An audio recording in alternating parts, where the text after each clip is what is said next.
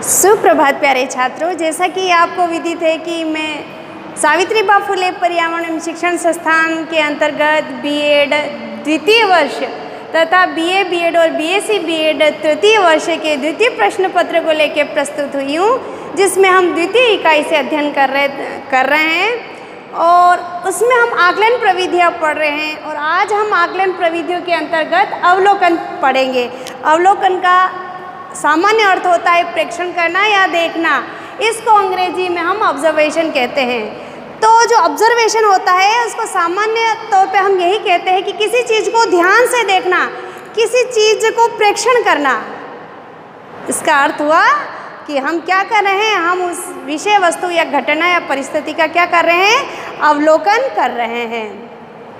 तो जो अवलोकन है वह अध्ययन की ऐसी विधि है जिसके अंतर्गत अध्ययन विषय या किसी घटना का गहन तथा सूक्ष्म अध्ययन किया जाता है। इसमें किसी घटना की जो प्रकृति होती है, आखिर उस घटना की वास्तविक परिस्थिति क्या है, उसके अलावा उस घटना की गंभीरता क्या है, उसका विस्तार क्षेत्र क्या है, उस घटना के जो पारस्परिक संबंध होते हैं उसका सूक्ष्म गहन अध्ययन करके उससे संबंधित तथ्यों को एकत्रित किया जाता है। उसी को हम कहते हैं अवलोकन। अवलोकन के बारे में पीवी यंग हमें कहते हैं कि यह आँखों के द्वारा किया गया ऐसा विचारपूर्वक अध्ययन है जिसके द्वारा हम सामूहिक व्यवहारों या सामाजिक या जटिल सामाजिक संस्थाओं का जो होता है, जटिल सामाजिक संस्थाओं के साथ साथ उनको इकाइयाँ जो होती हैं उन पृथक पृथक इकाइयों का गहन तथा सूक्ष्म अध्ययन करने की एक पद्धति के रूप में भी जाना जा सकता है। यानी कि जो सामाजिक संस्थाओं के साथ साथ संपूर्णता का अध्ययन करने वाली पृथक पृथक इकाइयों का गहन तथा सूक्ष्म अध्ययन करने वाली प्रक्रिया के रूप में भी हम इसको कह सकते हैं।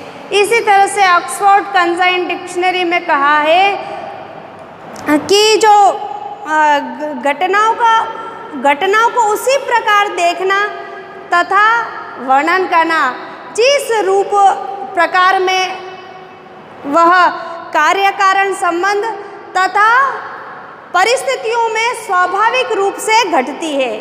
यानी कि जैसा देखना वैसा ही वर्णन करना, और जिस रूप प्रकार में वह कार्य कारण संबंधों को लिए हुए है, पारस्परिक संबंधों को लिए हुए है, तो जो जिस रूप में घटी है, जो स्वाभाविक स्थिति में घटी है, उसी प्रकार उसको लिखना तथा उसका वर्णन करना तो कहलाएगा अवलोकन। यानी कि अवलोकन क्या हो गया कि किसी घटना को जिस परिस्थिति में जैसी घटना घटी है उसी रूप में उसको वर्णन करना, निष्पक्ष जांच करना, व्यक्तिनिष्ठ अर्थ नहीं लगाना बल्कि वस्तुनिष्ठ अर्थ लगाना, तभी वह अवलोकन सक्सेसफुल है। और वह यह सामाजिक अनुसंधान की सबसे महत्वपूर्ण विधि या विधा मानी जाती है, क्योंकि इसमें सूक्ष्म से सूक्ष्म तथ्यों को गहनता से विचार करके एकत्रित किया जा सकता है। तो अवलोकन के प्रकार कौन कौन से हैं, तो सबसे पहले हम पढ़ेंगे अनियंत्रित अवलोकन। इसके वैसे 2-3 मुख्य प्रकार हैं, अनियंत्रित अवलोकन, नियंत्रित अवलोकन तथा समूह अवलोकन। अनियंत्रित अवलोकन में भी हम सहभागी अवलोकन को ले सकते हैं, असहभागी अवलोकन को ले सकते हैं या अर्ध सहभागी अवलोकन को भी ले सकते हैं। और नियंत्रित अवलोकन के अंतर्गत आता है कि किसी घटनाओं को नियंत्रण करना या जो अवलोकन कर रहा है अवलोकनकर्ता को नियंत्रित करना। तो अभी हम पढ़ेंगे अनियंत्रित अवलोकन क्या होता है। अनियंत्रित अवलोकन का सर्वप्रथम आविष्कार हुआ था। अनियंत्रित जो अवलोकन है, इसमें पीवी यंग कहते हैं कि यह जो अनियंत्रित अवलोकन है वह जीवन की वास्तविक जो घटनाएं होती है तो उसका जो अध्ययन किया जाता है, यह वास्तव में बहुत कठिन परीक्षा होती है कि जीवन की वास्तविक घटनाओं की गहन परीक्षा करना, जो यथार्थ रूप में हम उपकरणों का प्रयोग करते हैं तो उन उपकरणों में शुद्धता आए, जो जीवन की जो वास्तविक घटनाओं में शुद्धता आए, तो उसके लिए उन परिस्थितियों को भी हमें नियंत्रण करना पड़ता है। तो जो अनियंत्रित अवलोकन है उसका आविष्कार पहले हुआ था और इसमें शुद्धता बनाए रखने के लिए हम किसी परिस्थिति को नियंत्रण करना भी हमें पड़ता है। तो अनियंत्रित अवलोकन में जो सबसे प्रमुख जो आता है वह है सहभागी अवलोकन। सहभागी अवलोकन क्या होता है? इसमें जो अनुसंधान करता होता है वह किसी घटना, किसी परिस्थिति का सक्रिय सदस्य बनता है। वह उस समूह का या उस घटना का या उस परिस्थिति का जब सक्रिय सदस्य बनता है तो वह औपचारिक रूप से बनता है, वह उनके साथ में इन्वॉल्व हो जाता है, उनके कार्यकलापों में इन्वॉल्व हो जाता है, वह उनकी दैनिक गतिविधियों में इन्वॉल्व हो जाता है, वह उनसे अपनेपन का संबंध प्रदर्शित करता है, यानी कि उन समूह में और उस अवलोकनकर्ता के मध्य संबंध स्थापित हो जाते हैं, आत्मिक संबंध स्थापित हो जाते हैं। वह उनकी सुख दुख की परिस्थितियों, जो सामाजिक अनुसंधान में सुख दुख की अनुभूतियों में भाग लेता है, तभी जाके वह सूक्ष्म से सूक्ष्म और छोटे से छोटे तथ्यों को भी वह एकत्रित कर पाता है।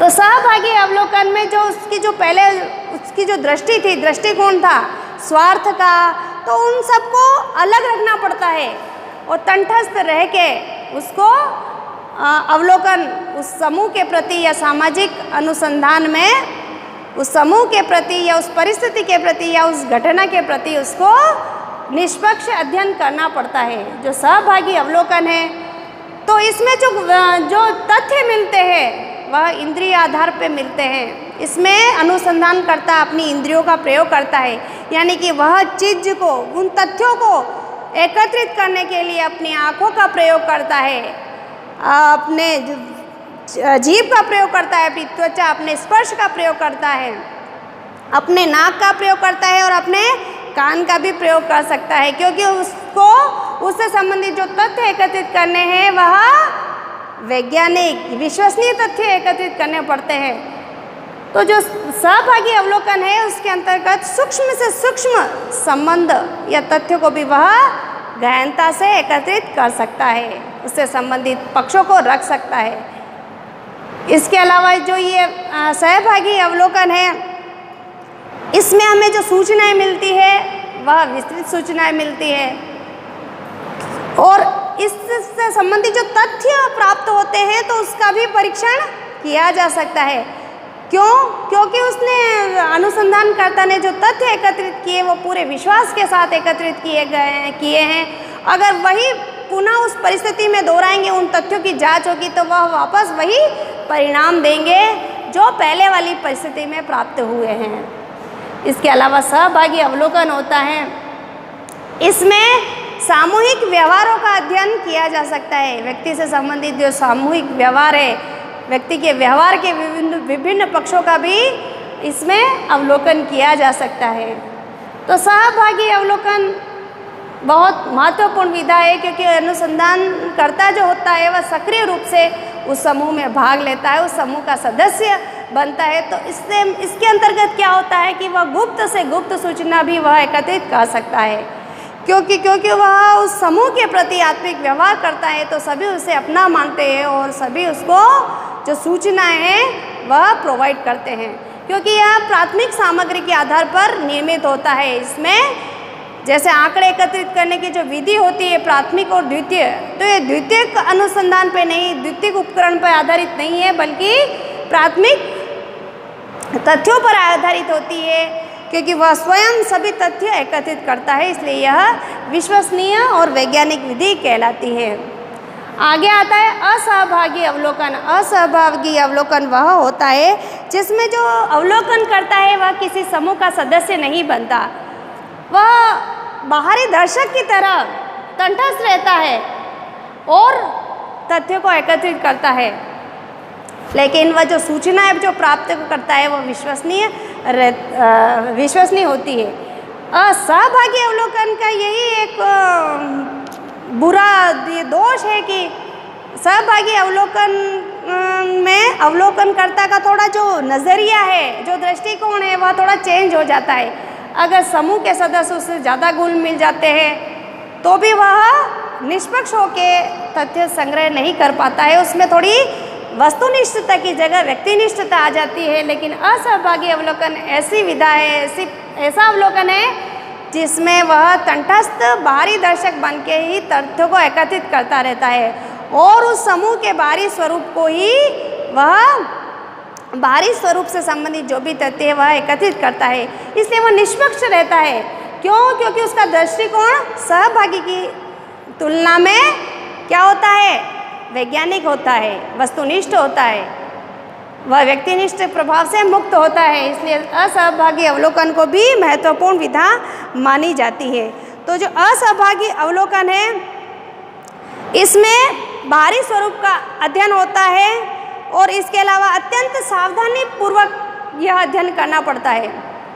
क्यों? क्योंकि सावधानी उसको जो सारे तथ्य एकत्रित करने होते हैं तो वह तथ्य एज इट इज उसको मिले, इसके लिए उसको सतर्क रहना पड़ता है। तो यह सहभागी अवलोकन में यह है कि जो सूचनाएं मिलेगी वह ज़्यादा विश्वासपूर्ण होगा, यानी कि इसमें इंद्रियों का प्रयोग ज़्यादा होता है और इसकी उपयोगिता जो होती है वह सहभागिता के अलावा सहभागिता की तुलना में ज़्यादा प्रभावी होती है। आगे आता है नियंत्रित अर्ध सहभागी अवलोकन।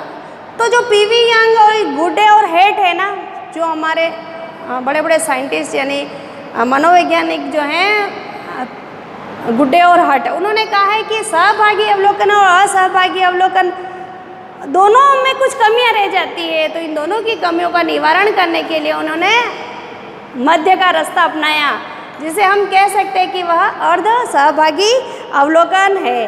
अर्ध सहभागी अवलोकन में अनुसंधानकर्ता जो होता है वह किसी समूह का सदस्य नहीं बनता है और न ही वह बाहर से करता है, लेकिन परिस्थितिवश कभी कभी वह उनकी गतिविधियों में भाग ले सकता है।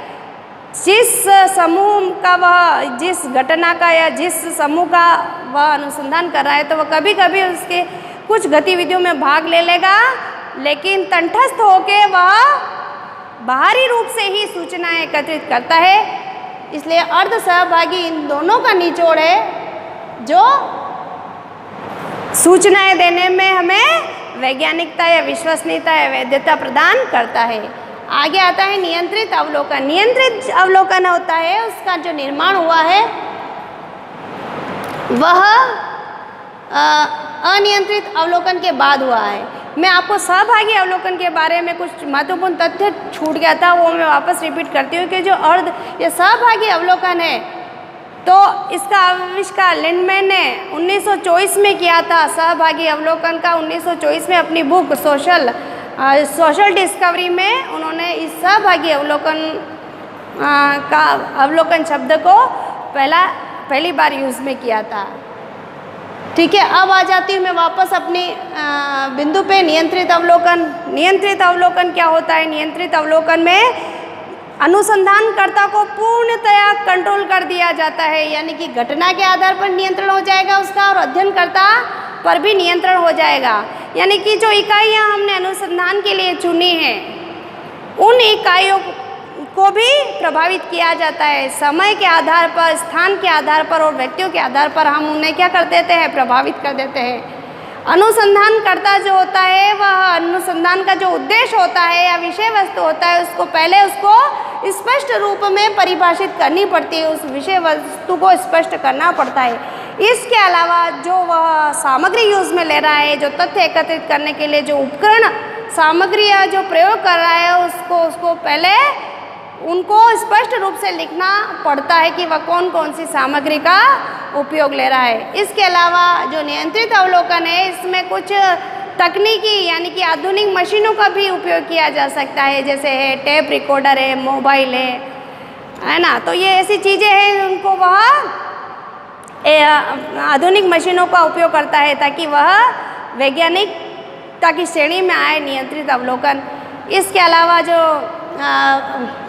जो घटना पर भी नियंत्रण हो जाता है, अध्ययनकर्ता पर भी कंट्रोल रखा जाता है ताकि वह उससे कोई भी पक्ष या कोई भी तथ्य उसे नहीं छूटे। इसके अलावा अनुसूची है, जो उपकरण है तथ्य एकत्रित करने के लिए, वह भी पहले ही निर्धारित हो जाती है। तो नियंत्रित अवलोकन में घटना पर नियंत्रण और अध्ययनकर्ता पर नियंत्रण करना आवश्यक हो जाता है, ताकि अवलोकन करता है वह मनमाना अर्थ नहीं लगाए। इसलिए और जब उस घटना पर पुनः परीक्षा की जाती है, पुनः परीक्षण की जाती है, तो भी वह रिजल्ट सेम टू सेम देवे। इसलिए नियंत्रित अवलोकन भी विश्वसनीय अवलोकन कहलाता है। आगे आता है समूह अवलोकन। समूह अवलोकन वह होता है जिसमें एक ही बिंदु पर, एक ही घटना पर, एक ही समूह पर अनेक जो अनुसंधान करता है वह अध्ययन करते हैं। यानी कि एक विषय वस्तु पर अनेक अनुसंधान करता, उससे संबंधित, उस समूह से संबंधित, उस घटना से संबंधित, उस परिस्थिति से संबंधित अलग अलग तथ्य एकत्रित करते हैं। यानी कि इसमें एक व्यक्ति या एक समूह पर ही बर्डन नहीं पड़ता है, बल्कि सभी व्यक्तियों का यह दायित्व होता है कि वह उस घटना से संबंधित तथ्य को एकत्रित करें, और सभी अपने अपने हिसाब से सूचना एकत्रित करते हैं। और वह सूचना एकत्रित करने के बाद जो केंद्रीय व्यक्ति होता है, जो हेड ऑफिसर होता है, हेड जो होता है, वह उन सभी घटनाओं को संग्रहण करके उसको देखता है, जांचता है और उसके संबंध में एक निष्कर्ष निकालता है कि यह घटना किस परिस्थिति में हुई, इस घटना के कारण क्या है और इस घटना के परिणाम क्या है।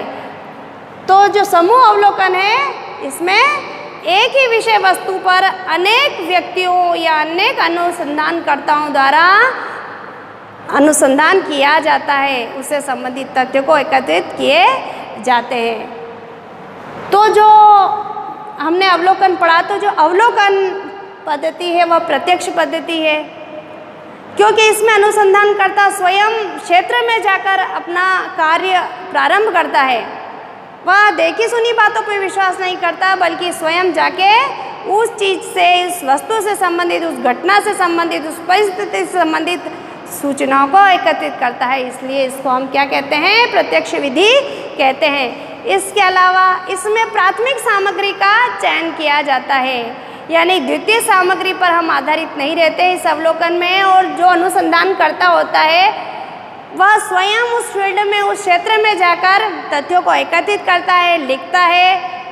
इस कारण यह क्या हो गई? प्राथमिक सामग्री पर आधारित हो गई।